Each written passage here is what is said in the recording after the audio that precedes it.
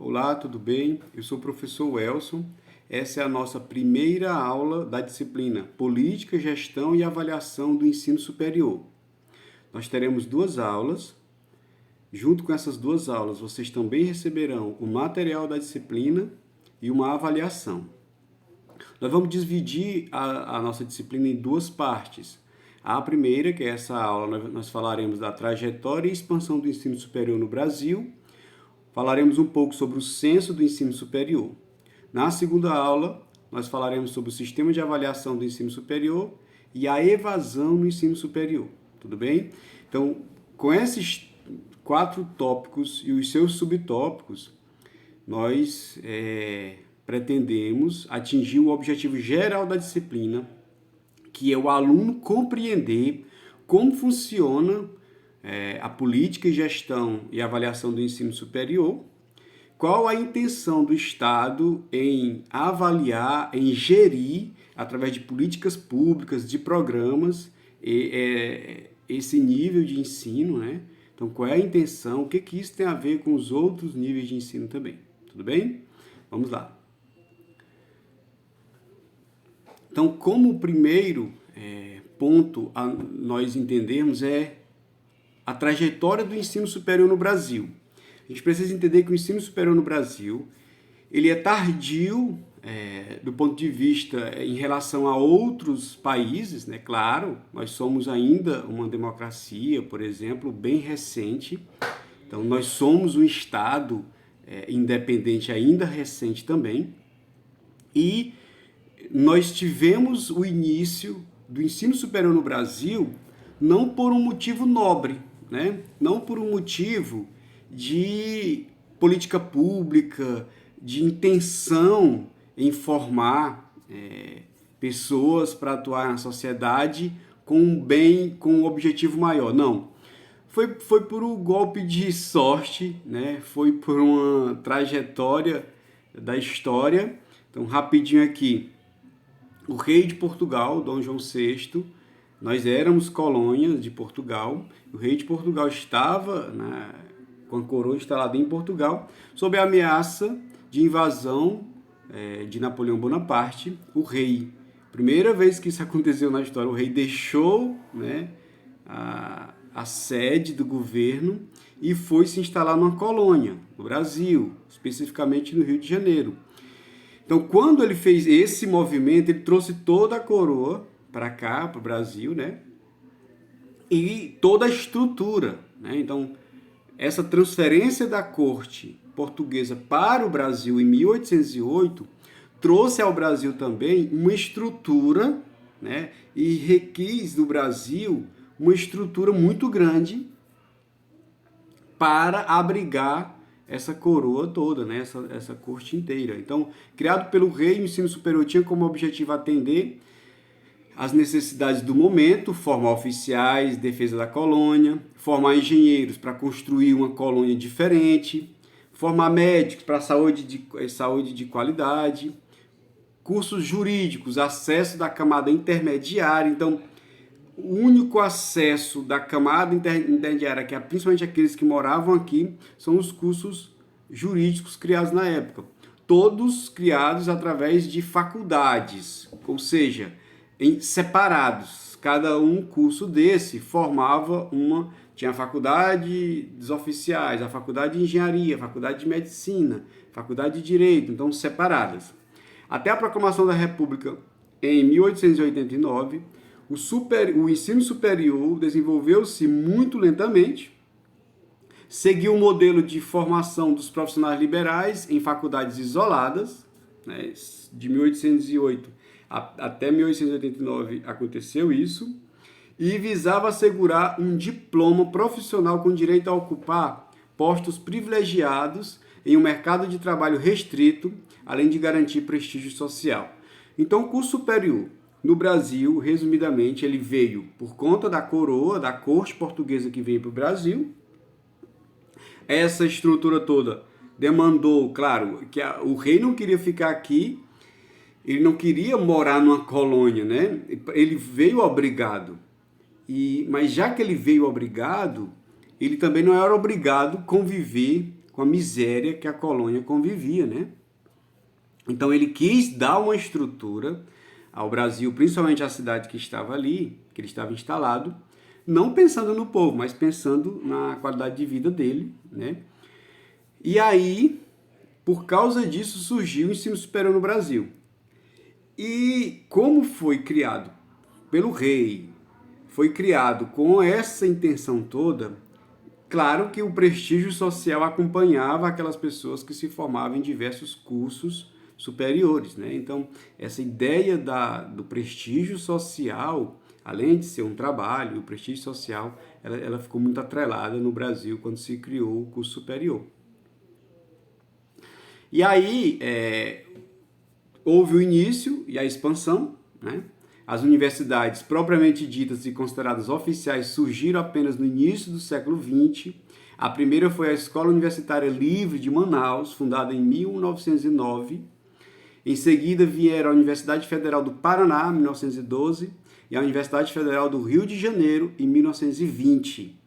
Alguns livros trazem como 1912, a primeira, né, que foi a do Paraná. Outros já trazem 1920, que é a Universidade do Rio de Janeiro.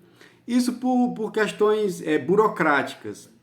Mas eu prefiro aderir a essa ideia aqui, porque realmente a maioria dos registros históricos demonstram que a de Manaus foi a primeira fundada, né? Pode não ter sido do ponto de vista de importância, mas foi a primeira fundada. A mais importante dessas foi realmente 1920, do Rio de Janeiro, né? Mas a história demonstra que foi um crescente. Em 1930, houve a criação da USP, né? O Brasil já tinha passado pela política café com leite na década de 20, principalmente. O Brasil estava num processo de reindustrialização e ia acontecer a partir daí um processo de reindustrialização. O governo Vargas tinha assumido com aquela ruptura toda da política do café com leite. Então, no Brasil estava se criando uma sociedade urbano-industrial, né? Houve a reunião das faculdades que até então estavam isoladas, a maioria delas, e uma demanda de pesquisa nacional. Até então nós só tínhamos referência de pesquisas americanas e europeias, né? Mas com a criação da USP, houve essa ideia de nós voltarmos para pesquisarmos a nós mesmos, né? Entendermos melhor o nosso povo. Então a pesquisa nacional ganhou uma abrangência muito grande. Essa reunião das faculdades que até então estavam isoladas, elas em uma só universidade, elas se comunicando, né? O Brasil estava vivendo esse período de reindustrialização, então a ideia da sociedade mais complexa, daí a pesquisa nacional, né? A importância da pesquisa nacional, para identificar os gargalos, os problemas, as dificuldades que esse povo já ia começar a passar, já que cada vez que o povo entra num processo de urbanização, a sociedade fica mais complexa. A parte rural, ela é mais previsível. Hoje não, claro que a área rural, ela está, claro, com o agronegócio principalmente, ela deu um caráter todo tecnológico, as pessoas têm acesso à internet e tudo, mas na época a área rural era um pouco mais previsível. Quando eu entrava na urbanização, eu tinha comunidades, favelas, ocupações, tudo isso geravam problemas, aí fome, miséria, violência, que precisavam ser estudados. Em 1960, houve a reforma universitária, um modelo importado dos Estados Unidos, né, em plena ditadura militar.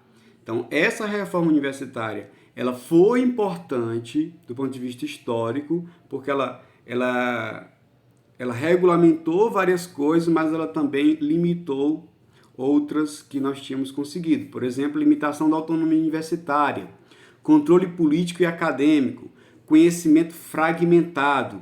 A universidade, quando ela nasceu livre. Ela nasceu livre autônoma, livre para produzir conhecimento, né, e disseminar o conhecimento. Como nós estávamos vivendo uma ditadura militar e que nós tínhamos o medo, né, o Brasil tinha um medo de entrar novas ideias que pudessem corromper, entre aspas, corromper aquele modelo que tinha se pensado pela ditadura militar, o que acontece? A ditadura impôs uma reforma universitária onde trouxe uma limitação da autonomia universitária, um controle político acadêmico, um conhecimento separado, fragmentado. Se eu tenho um conhecimento que entra em comunicação com os outros, eu crio um problema para um modelo que é autoritário. Quanto mais eu divido as pessoas, mais fácil de conquistar. Essa é a ideia, né? Então, a reforma universitária. Mas trouxe um lado positivo. Poucos autores falam, mas dá para a gente entender. Trouxe um modelo de gerenciamento universitário, um modelo de organização universitária, de infraestrutura, que até então nós não tínhamos. A virada da década perdida, né?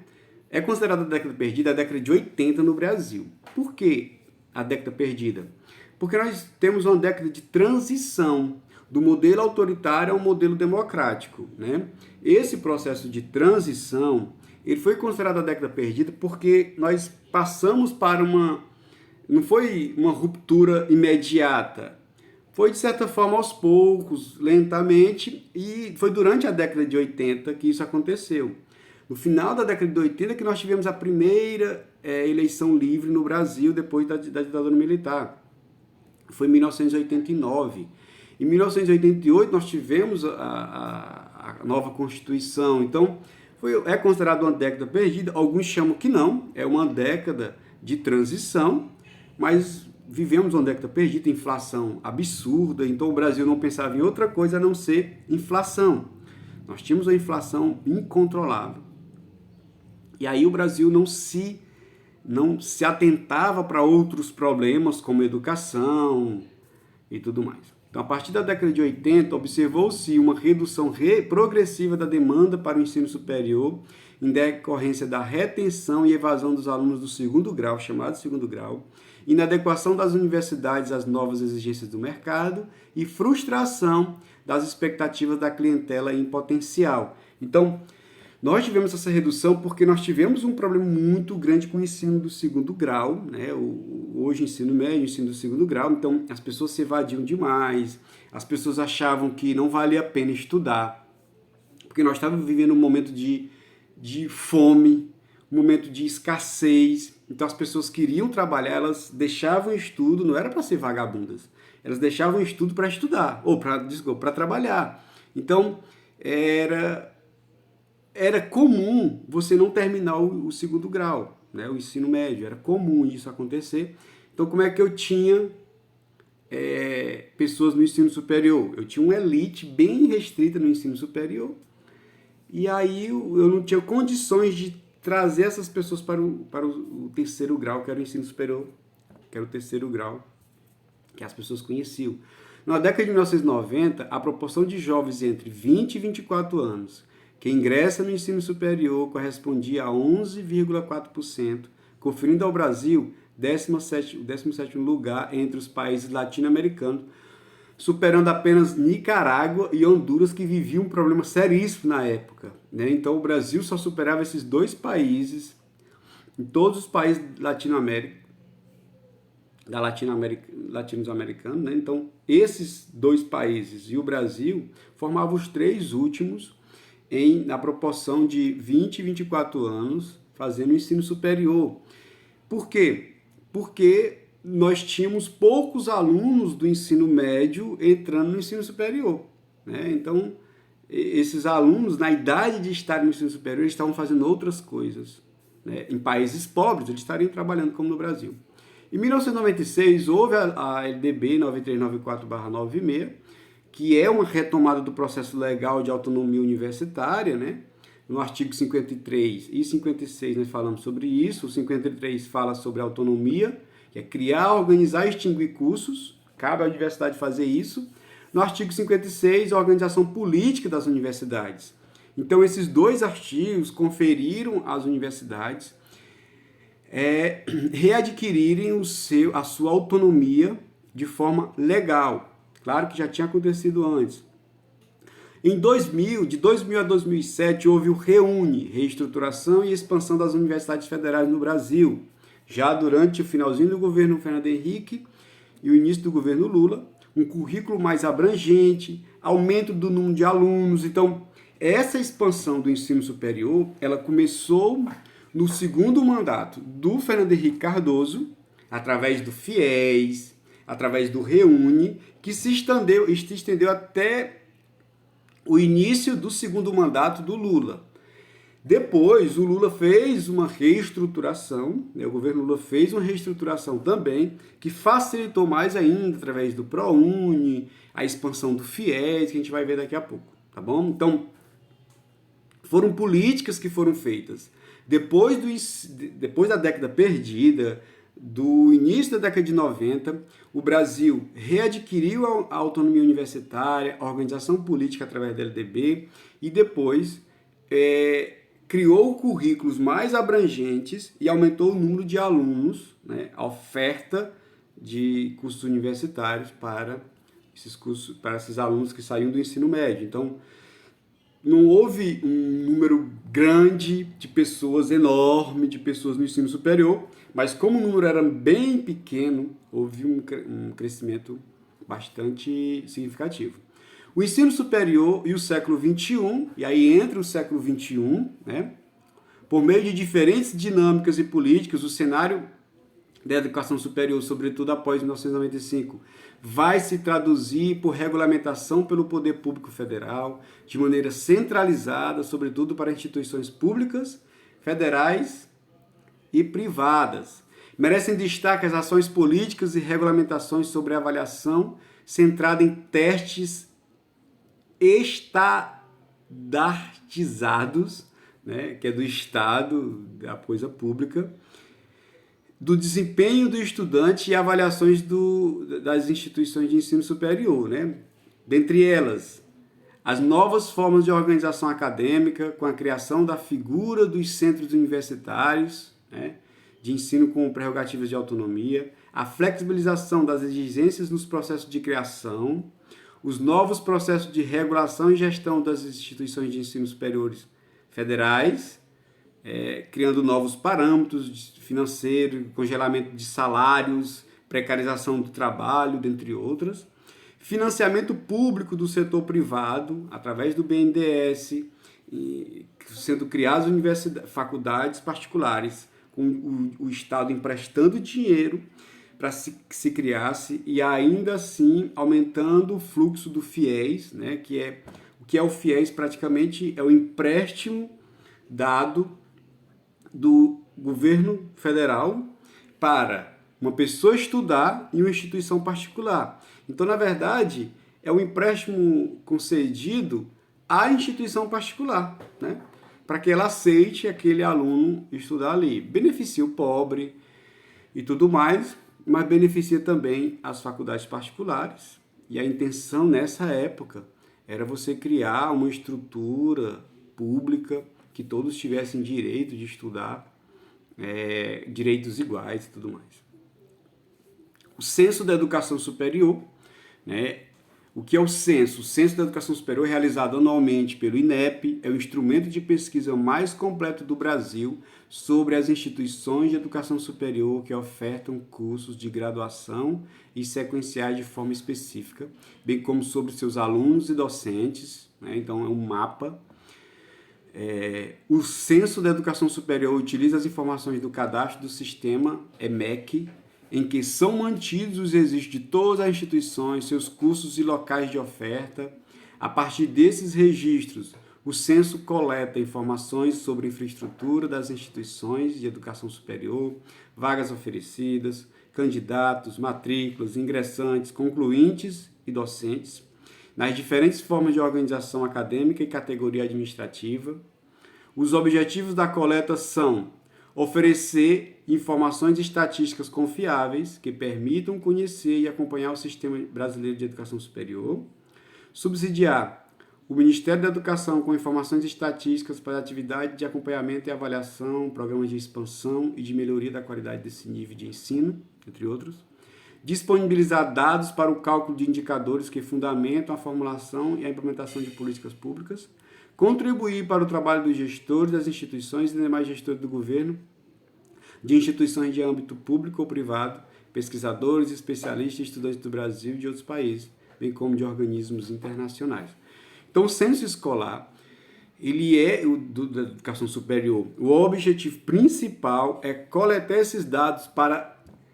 O principal é para alimentar o Estado, o governo, para que ele saiba o que está acontecendo em diversos locais do Brasil e consiga agir sobre aquelas dificuldades, aprimorar aquelas políticas que já estão dando certo. Então, é sobre identificar a demanda para agir sobre ela. Esse é o objetivo principal. Claro que serve para outros objetivos, mas o principal do censo escola, do ensino superior é isso. E aí nós temos os resultados quantitativos e qualitativos do ensino superior, o inevitável modelo privatista do ensino superior. Então, nós estamos vivendo essa aula, eu estou dando através de uma plataforma de uma faculdade particular, mas eu não tenho nenhum compromisso aqui em defender um modelo ou outro, não. Nós vamos constatar aqui que existe um modelo de privatização a curto e médio prazo do ensino superior no Brasil, e os números mostram isso, né? E eu gostaria de estar dando essa aula para todos que estão assistindo aqui em universidades públicas. As faculdades privadas só existem pela dificuldade das universidades públicas. Eu trabalho também em um instituto público, né? E eu vejo que nós temos várias dificuldades, nós temos vários problemas de trabalhar esse público do ensino superior. E aí, por causa disso, nós temos a iniciativa privada que tenta ocupar aquele espaço que as instituições públicas deixam, né? Que o poder público deixa. Então, eu não tenho aqui problema nenhum em estar falando o que eu estou falando, viu? É algo constatado. As faculdades particulares, elas se aproveitam da ineficiência do Estado no trato com o ensino público superior no Brasil. Isso é fato. E isso vem aumentando a cada ano, a gente vai ver nos números do censo mais recente. O censo 2017 do ensino superior, eu trago dados de 2017 até 2021, que foi o último censo. Então, vamos fazer esse recorte, né? Então, matrículas de graduação, lá em 2017, 6.379.299 matrículas de graduação. Dessas, mais de 4 milhões nas instituições privadas. O aumento de 7,1% de 2010 a 2011, teve esse aumento. E aí, quando a gente pega o recorte de 2011 a 2021, o aumento foi de 80,2%. Um aumento absurdo, que passa por esse censo de 2017. E aí a gente vai tratar agora, já de 2011 a 2021, esse recorte de 10 anos. Matrícula por região, Sudeste, 51% em 2011 para 48% em 2021. Houve uma redução de matrículas no ensino superior na região Sudeste. Nós temos vários motivos para isso. Um deles é que é uma região que tem uma oferta de cursos técnicos profissionalizantes muito grande e as pessoas estão identificando que irem para esses cursos lhe rendem trabalhos mais rápidos e aí, pelos problemas que nós temos, são cursos mais que resolvem esses problemas onde a oferta de emprego é maior, que é no Sudeste. Sul saiu de 19 para 16, em 10 anos, a mesma coisa, onde você tem uma oferta de emprego maior, mais rápida, as pessoas vão para cursos técnicos profissionalizantes e logo entram no mercado de trabalho, saindo do ensino superior. Região Centro-Oeste saiu de 8 para 9, de 8,6 para 9,1, em 10 anos, houve um acréscimo. A região centro-oeste é menos industrializada, no caso, e aí já entra essa questão. A região norte, de 4 para 6, de 4,7 para 6,5, houve um aumento também, mesma forma, onde você tem empregos mais difíceis de ser alcançados. Você vai e faz um curso superior com a intenção de se qualificar mais e ter mais oportunidade. Isso deixa bem claro aqui na região nordeste. Saiu de 15 para 19, então é a região que mais estuda proporcional no Brasil? Não, mas é a região que mais cresceu em 10 anos do ponto de vista educacional no ensino superior. Isso é bom? É excelente. Só que o motivo disso ter acontecido é porque falta para nós emprego. Como nos falta emprego, a gente tem a ideia de que se estudar mais, você vai ter mais oportunidade. E é verdade. Então eu estudo para ter mais oportunidade onde já não tem. Então, tanto é que os concursos públicos, nós vivemos no Norte e Nordeste de concurso público. Essa realidade em Sul e Sudeste existe de concurso público. Só que, muitas vezes, a concorrência é maior por conta dos outros estados que não têm oportunidade. Então, é uma realidade, é um fato, né? A gente não pode fugir dele, é fato, mas cabe a nós essa reflexão sobre esses números. Matrícula na pública e na privada, né?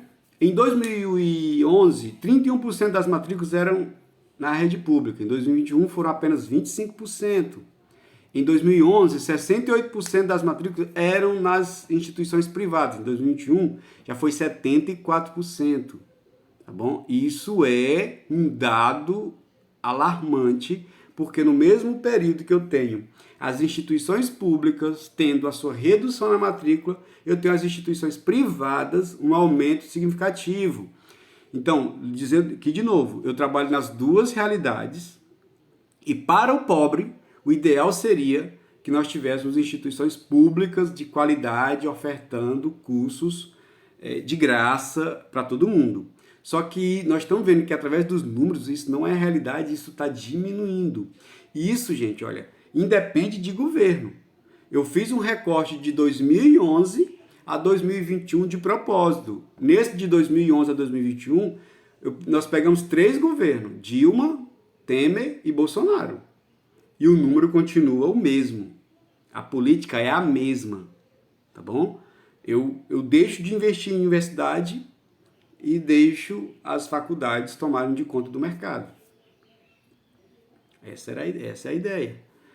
Matrículas por modalidades. Nos cursos presenciais, 72%, a maioria absoluta, são em bacharel. Nos cursos à distância, 45%, a maioria, são em licenciatura. Tá bom? Em 2011, os cursos à distância representavam 11%. Em 2021, subiu para 24%. A média de idade na modalidade profissional é de 26 anos. Já a distância é de 33 anos. Então, o que eu tenho? Eu tenho cursos presenciais, a maioria bacharel. Quando eu vou para a distância, são licenciaturas que formam professores. E quando eu vou para a idade, eu tenho 33 anos, em média, na modalidade à distância. Cursos de licenciatura com pessoas mais velhas fazendo à distância. Matrícula sexo. 57% das matrículas são de mulheres e as concluintes sobem para 60,9%. Já os homens representam 43% das matrículas e os concluintes são apenas 39%. Então o homem se matricula menos e conclui menos também do que as mulheres. Então as mulheres estudam mais o ensino superior e uma vez se matriculando, elas também concluem mais. Há um número de concluintes maior, né?